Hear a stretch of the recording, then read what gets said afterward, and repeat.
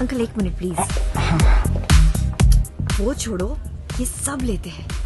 अरे इतना सारा? बहुत सस्ता है। स्मार्ट है। बेटा, ये सस्ता सामान हमें बहुत महंगा पड़ता है। कोई बात नहीं अंकल, चिल। खराब हो जाएगा तो नया खरीद लेंगे। सारा काम मेरा बेटा ही करेगा, ये बच्चे कुछ नहीं करेंगे। ओ हेलो अंकल। क्या? कौन है? कौन आपका बेटा? इंडियन आर्मी में है, आजकल सियाचिन बॉर्डर पे पोस्टेड है।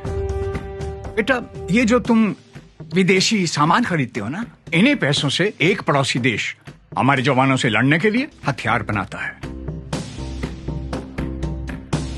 बेटा एक बात कहूं, आप लोग टीपी में अपना तिरंगा तो लगाते हो, लेकिन वहां का सामान खरीदकर उनकी सेना को मजबूत बना देते हो।